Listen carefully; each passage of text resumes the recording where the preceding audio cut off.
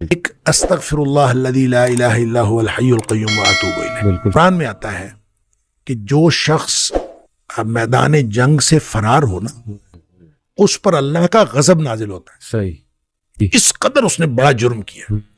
نبی کریم صلی اللہ علیہ وسلم فرماتے ہیں کہ جو شخص سوچ سمجھ کر 3 دفعہ یہ پڑھ لے، استغفر اللہ الذی لا الہ الا هو الحی القیوم واتوب، 3 دفعہ سوچ سمجھ کے پڑھ لے، نبی پاک صلی اللہ علیہ وسلم نے فرمایا اللہ تعالیٰ اس کے سارے گناہ معاف کر دیتا ہے، چاہے وہ میدان جہاد سے فرار ہوا ہو۔ اللہ اندازہ کریں پیچھے بات کیا رہ گئی، اللہ، یعنی اتنا بڑا اگر گناہ اس سے سرزد ہوا ہے اور وہ اللہ سے معافی مانگتا ہے، استغفر اللہ الذی لا الہ الا هو القیوم، 3 دفعہ یہ کہتا ہے تو اللہ تعالیٰ اس کے سارے گناہ معاف کر دیتا ہے۔ پھر حدیث میں آتا ہے کہ سبحان اللہ و بحمدہ، صحیح، جو شخص یہ 100 دفعہ پڑھتا ہے، صحیح، سبحان اللہ و بحمدہ، بس اتنا، صحیح، اور اللہ تعالیٰ اس کے گناہ معاف کر دیتا ہے چاہے سمندر کی جھاگ کے برابر ہو، کیا بات، یعنی جتنے بھی گناہ ہیں اللہ تعالیٰ معاف کر دیتا ہے۔ بالکل ٹھیک، یہ اسی طرح جو اللہم اجرنی من النار ہے، جی ہاں، جی ہاں، یہ 7 دفعہ اگر کوئی شخص صبح کے وقت پڑھ لے، صحیح، 7 دفعہ شام کے وقت پڑھ لے،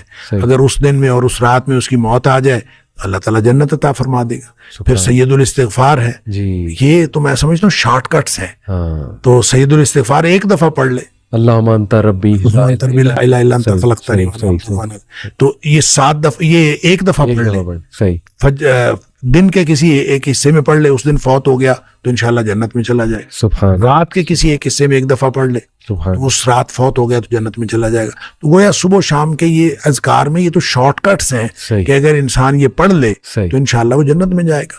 باقی جو انسان کو یہ خیالات آتے ہیں نا، سائیکولوجیکلی انسان کو ریگریٹ ختم نہیں ہوتا، جی، یا گلٹ ختم نہیں ہوتا، جی، یا آپ کہہ لیجئے کہ اس کے وسوسے ختم نہیں ہوتے، ایسے، تو اس کے لیے ایک علاج نبی کریم صلی اللہ علیہ وسلم نے بتایا، وہ ہے لا حول ولا قوت الا باللہ، واہ، بس اتنا۔ صحیح، اور اس کو اگر 100 دفعہ کوئی شخص پڑھ لے، اچھا، لا حول ولا قوت الا باللہ، صحیح، صحیح، لیکن پڑھنا کیسے ہے؟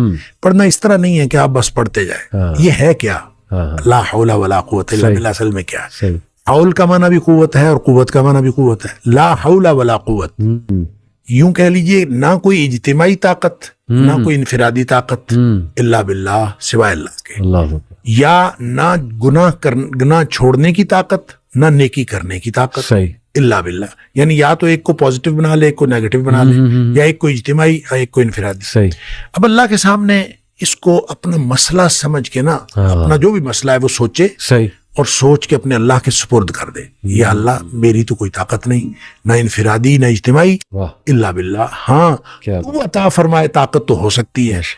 کیوں میں اس کو کہتا ہوں یہ بے بسی کا کلمہ ہے، بے بس آدمی اپنے اللہ کے سامنے بے بسی کا اظہار کرے اس کلمے کے ذریعے، صحیح، صحیح، تو پھر یہ نبی پاک صلی اللہ علیہ وسلم نے فرمایا، جس شخص نے کہا تھا نا مجھے وسوسے آتے ہیں، جی، آپ نے فرمایا لا حول ولا قوت الا باللہ پڑھا کر، تیرے وسوسے بھی ختم ہو جائیں گے، اور اس کے علاوہ اللہ تعالیٰ تیرے 100 مسئلے حل کر دے گا۔ واہ، واہ، آپ اندازہ کریں، سبحان، آپ اندازہ کریں ایک شخص کے 100 مسئلے ہوتے نہیں ہیں، صحیح، صحیح، 2 نہیں تو 4، 4 نہیں تو 6، صحیح، 6 نہیں تو 8، کیا بات، اس سے زیادہ مسئلے تو کسی کے ہوتے نہیں۔ ایسے ہی، تو لا حول ولا قوت الا باللہ پڑھنے سے اس وسوسے بھی دور ہو جاتے ہیں، اور اس کے علاوہ، اور وسوسے جب حدیث میں اس کا لفظ وسوسے آتا ہے تو میں اس کا سمجھتا ہوں کہ اس سے مراد سائیکولوجیکل پرابلمز ہیں، تو جتنے سائیکولوجیکل پرابلمز ہیں وہ اس سے حل ہو جاتے ہیں۔ خوبصورت، اللہ کا ذکر ہر اعتبار سے بہترین ہے، لیکن بعض تو بالکل ایسے ہیں جیسے وہ تیر بہدف ہیں۔ کیا بات، اور یہ شیخ اس کو جنت کے خزانوں میں سے بھی، بالکل، اس کو لا حول ولا قوت الا باللہ، اس کو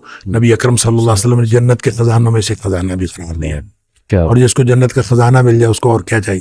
آپ کو شاید میں نے یہ واقعہ پہلے سنایا ہو، جی، میرے والد صاحب رحمۃ اللہ علیہ بہت زیادہ ذکر کیا کرتے تھے جوانی میں، صحیح، اور ہماری دادی بھی بتایا کرتی تھی کہ یہ محی الدین بڑا ذکر کیا کرتا تھا، تو اس کے مختلف وہ جنگل میں چلے جاتے تھے، بعض اوقات اپنا ان کا تو طریقہ کار تھا۔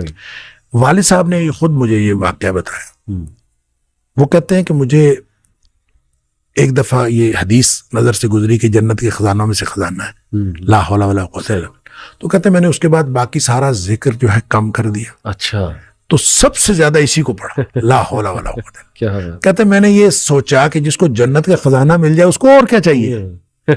تو کہتے میں نے صبح و شام کثرت کے ساتھ لا حول ولا قوت الا باللہ، لا حول، بس یہی۔ اصل میں یہ بات والد صاحب نے مجھے اس سوال کے جواب میں بتائی تھی کہ والد صاحب نے کبھی بھی دنیاوی طور پر کوئی کاروبار، کوئی جاب نہیں کی۔ اچھا، نہ کوئی کاروبار کیا، صحیح، نہ کوئی جاب کی۔ صحیح صحیح، 16 بہن بھائی ہم تھے جن کو پالا ہے انہوں نے۔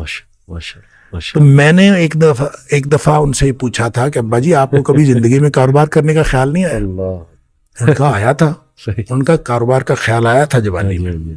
پھر انہوں نے یہ واقعہ بتایا، ان کا جب یہ میں لا حول ولا قوت الا باللہ بہت زیادہ پڑھتا، اس سے پہلے کہتے ہیں میں سوچا کرتا تھا کہ میں کوئی کاروبار کر لوں، تجارت کہتے ہیں مجھے بہت پسند تھی، اس لیے بھی پسند تھی کہ نبی پاک صلی اللہ علیہ وسلم کو تجارت پسند تھی، اور اس لیے بھی کہ نبی پاک صلی اللہ علیہ وسلم فرمایا اس میں بہت زیادہ برکت ہے۔ کہتے میں سوچا کرتا تھا، کیا نہیں کبھی۔ تو جب لا حول ولا قوت الا باللہ میں نے بہت زیادہ پڑھا، کہتے ایک دفعہ خواب میں مجھے اللہ تعالیٰ نے دکھایا کہ میرا یوں کر کے دھڑ جو ہے وہ آدھا کر دیا گیا، اچھا، آدھا کر کے مجھ سے الگ کر دیا گیا، اچھا، اور میرا آدھا دھڑ الگ ہو گیا، لیکن میں باقی کا پھر بھی مکمل ہوں۔ یعنی وہ آدھا دھڑ الگ کر دیا گیا ہے اور میں پھر بھی مکمل ہوں۔ اور مجھے خواب میں ہی بتایا گیا، یہ سمجھایا گیا کہ تیری دنیا ہم نے تجھ سے الگ کر دی ہے۔ جنت مانگتے تھے نا، اللہ، تو ہم نے تجھ سے تمہاری دنیا الگ کر دی ہے۔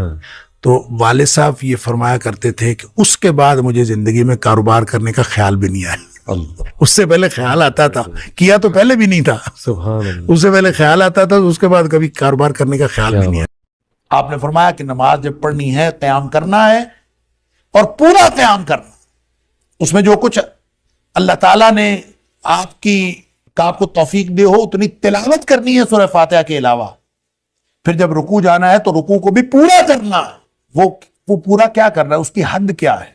حتی تطمئن قلب، جب تیرا دل مطمئن ہو جائے، اور اسی طرح سے جلسے میں بھی دل مطمئن ہو جائے، سجدے میں بھی دل مطمئن ہو جائے۔ اب دل کے اطمینان کی کیفیت ہے ویسے کیا؟ کبھی سوچے؟ نمازیں ہم پڑھتے ہیں، ہم نے کبھی سوچا ہی نہیں اطمینان کا مطلب کیا ہے؟ وہ اطمینان کی کیفیت کون سی ہے جو ہم نے حاصل کر لی ہے کہ نہیں کر لی؟ کبھی ہم نے سوچا ہے؟ اللہ، پھر بھی ہم سمجھتے ہیں ہماری نمازیں ضائع نہیں ہو رہی۔ وہ جو اطمینان کی کیفیت ہے، اطمینان ایک قلب کی کیفیت ہے۔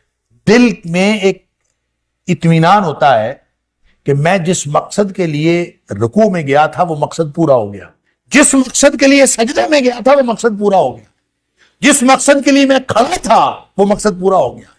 اور وہ مقصد کیا ہے؟ اللہ سے گفتگو۔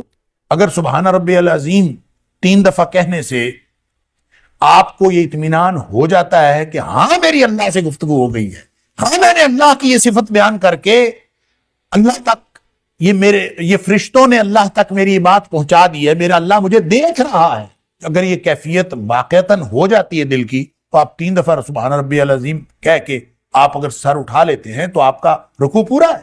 اور اگر کیفیت یہ نہیں ہوئی، اللہ سے ملاقات کا احساس نہیں ہوا، اللہ کے سامنے جھکنے کا احساس نہیں ہوا، اور اس کنیکشن کا احساس ہی کوئی نہیں ہے جو اللہ کے ساتھ ہونا تھا، تو آپ جتنا مرضی قرآن سارے کا سارا پڑھ جائیں نماز میں، آپ سارے یہ سبحان ربی العظیم 3 دفعہ کیا 300 دفعہ بھی پڑھ لیں، پھر فائدہ کوئی نہیں۔ وہ کیفیت اللہ کے ساتھ۔ اسی طرح آپ نے سجدے میں جانا، اسی طرح آپ نے اسی طرح جب ساری نماز پڑھی جائے گی کہ اطمینان ہو جائے، اور اطمینان کا مطلب کیا ہے کہ میں آدمی کو ایک قلبی کیفیت حاصل ہوتی ہے کہ ہاں میری اللہ سے بات ہوتی ہے۔ سبحان اللہ، آپ سورہ فاتحہ پڑھتے ہیں، آپ کو کیفیت ایک نصیب ہوتی ہے کہ ہاں میری اللہ سے بات ہے۔ آپ الحمدللہ رب العالمین کہتے ہیں تو آگے سے آواز آتی ہے، حمدنی عبدی، میرے بندے نے میری تعریف بیان کی، سبحان اللہ سبحان اللہ۔ اچھا، یہ آواز کسی نے کوئی کان میں آ کے نہیں کہنی۔ میں اکثر کہتا ہوں کہ کبھی آواز سنی ہے، تو بعض میں اسٹوڈنٹس کہتے ہیں ہاں جی ہم نے تو کبھی نہیں سنی۔ تو یہ آواز سننے کا مطلب یہ نہیں ہے کہ کان میں آ کے بات کرے گا، آواز سننے کا مطلب یہ ہے کہ قلبی کیفیت محسوس کرے کہ میں نے اپنے اللہ سے ایک بات کی تھی، میرے اللہ نے اس کا جواب دے دیا، سبحان اللہ۔ یہ ہے وہ اطمینان جس کو نبی کریم صلی اللہ علیہ وسلم نے اطمینان فرمایا۔ اگر اس اطمینان کے ساتھ آپ نے سارے ارکان ادا کیے ہیں نماز کے تو الحمدللہ نماز پوری ہے، اور اگر اس اطمینان کے بغیر ادا کیے ہیں نہ قیام کا پتہ، نہ رکوع کا پتہ، نہ سجدے کا پتہ، بلکہ ہمیں تو یہ بھی نہیں پتہ ہوتا رکعتیں بھی پوری پڑی ہیں کہ نہیں پڑی. عجیب و غریب کیفیت نماز کی. تو بہت بڑا خطرہ ہے اس بات کا کہ ہم کہیں اضاعوا الصلاۃ میں نہ چلے جائیں. انا للہ و انا الیہ راجعون. فخلف من بعدہم خلف